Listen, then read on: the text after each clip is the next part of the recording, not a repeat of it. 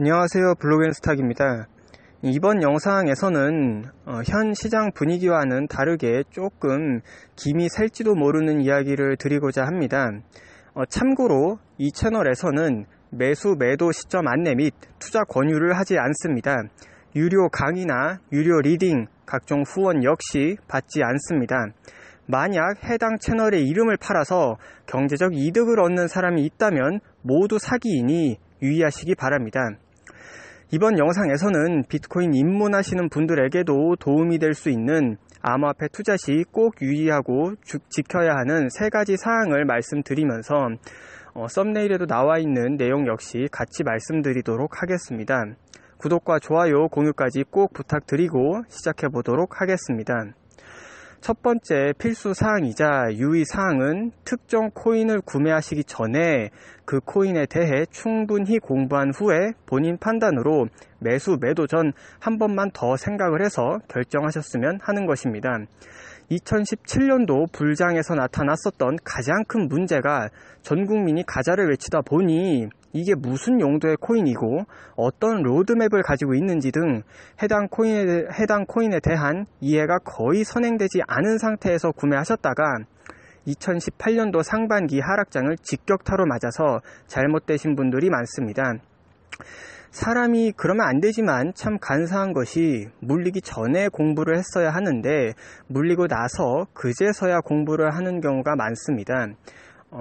많은 분들께서는 이미 그 고통을 충분히 알고 계시겠지만 신규로 시장에 들어오시는 분들께서는 아직 용어도 익숙치 않으시고 변화가 워낙 빠르기 때문에 적응을 하시는 것 역시 힘드실 겁니다.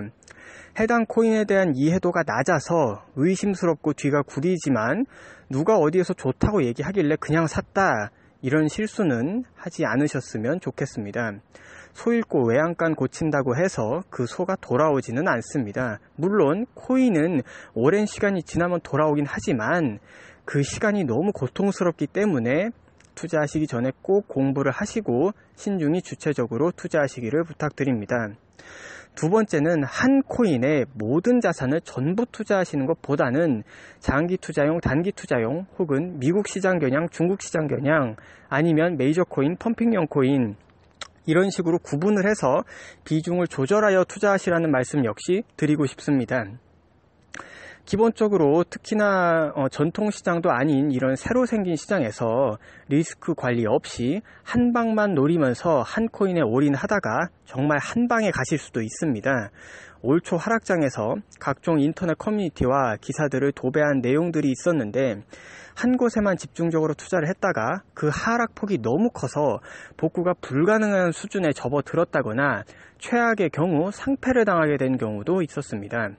그래서 그 분노로 집안 가사를 부수고 인증하는 조금 좋지 않은 모습도 연출이 됐었고 잘 될 거라고 웃어보기라도 하자 하는 차원에서 한강 가자 이런 말도 많이 나왔었는데 실제로 자살을 하셔서 기사까지 나온 분들도 계시고 고인분들의 명복을 빌지만 참 안타깝습니다. 조금만 더 버티시지.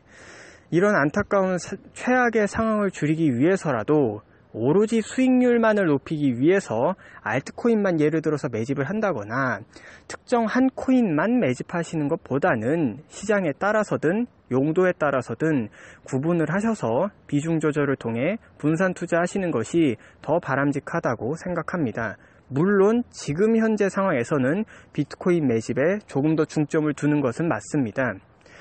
마지막 세 번째는 앞선 두 가지보다 조금 더 중요합니다.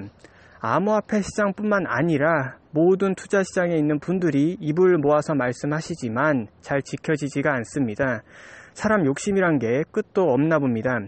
암호화폐뿐만 아니라 주식을 하시는 경우 등 모든 투자를 하실 때 꼭 여유자금으로 하시길 당부드립니다. 여유자금으로 하면 액수가 적어서 돈을 조금밖에 못 단다 라고 하실 수도 있습니다. 차라리 적게 따더라도 만에 하나 잘못돼서 피땀 흘려 애써 모은 돈을 전부 다 날리는 것보다는 적게 버는 게 훨씬 낫습니다. 또한 만에 하나 있을 상황을 대비한 것 외에도 여유 자금으로 하셔야 시장을 조금 더 객관적으로 보시면서 과몰입하지 않으실 수 있습니다. 앞에 두 가지와 연장선인데 자신의 돈이 너무 많이 들어가면 사람이 불안해져서 냉정한 판단을 하기가 힘들어집니다.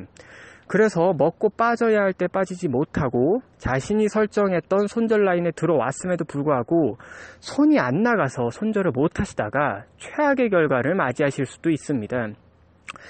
이 부분에 대해서 이야기를 조금 드리고자 하는데, 주식으로 대박이 난 분과 주식으로 쪽박까지는 아니더라도 아주 고통스러운 경험을 했던 분 이야기 둘 다 가지고 있는데, 이번 영상에서는 후자 쪽 얘기만 하겠습니다. 후자에 해당하시는 분이 예전에 이제 주식에 한창 빠지셔서 그때 NC소프트나 넥슨이나 이런 게임이나 IT 관련주들을 보시다가 대체 뭐에 꽂히셨는지는 모르겠습니다만 종목 하나를 6억에서 7억 원어치로 시가로 긁어버리십니다.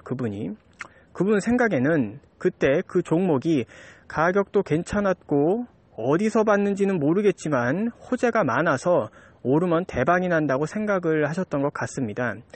종목 이름까지는 문제 생길까봐 풀로는 말씀 못 드리는데 전자제품 관련된 기업이고 끝에 택자로 끝나는 기업입니다. 지금도 아직도 영업하고 있습니다.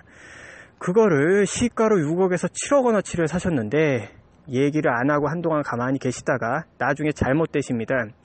불과 몇 달 만에 해당 주식이 3분의 1 토막이 나서 6에서 7억이 2억이 되고 나중에 이혼한다느니 하는 소리까지 나오게 됐었습니다. 그래서 마지막에는 어떻게 됐냐면 다시 오를 것이라는 희망을 갖고 그대로 기다리십니다. 그렇게 10년이 넘는 세월을 기다려서 겨우 본전을 찾으셨습니다. 사실 솔직히 본전도 아니고 이제 마이너스 몇 천만 원이 나와 있는 상태에서, 그러니까 6억에서 7억 원어치를 샀으면 5억에서 6억 정도 그렇게까지만 찾으시고 결론적으로는 손절을 하셨습니다. 10년이 넘게 기다렸음에도 불구하고 결과론적으로는 본전도 못 찾고 손절한 꼴이 됐었습니다. 물론 코인 시장은 주식 시장과는 다르기 때문에 지금 말씀드린 것처럼 10년 넘게 기다려도 본전도 못 찾는다, 이런 얘기는 절대 아닙니다. 기본적으로 24시간 거래고 지금도 계속해서 꾸준히 기관 자금이 들어오고 있는 시장이기 때문에 이것보다는 회복이 훨씬 빠르겠지만, 말씀드리고자 하는 것의 취지는 이게 대출을 안 받았으니 망정이지 사실상 최소한의 돈 말고는 거의 은행에 있는 모든 현금을 다 넣었었기 때문에 굉장히 위험했었습니다. 하늘이 도와서 다행이지 원래라면은 잘못되고도 남았을 수 있습니다. 여유자금으로 하시면 적어도 전재산을 넣거나 아니면 어디서 대출을 받거나 주변인들한테 돈을 빌려서 하는 것보다는 훨씬 안전하고 물려도 그렇게까지 큰 타격은 없습니다. 그런데 수억 원어치씩 전재산을 박으셨다가 정말 고통스러운 결과를 맞이하실 수 있습니다. 때문에 적게 넣는다고 수익폭이 적다고 하시더라도 꼭 여유자금으로 하셨으면 좋겠습니다.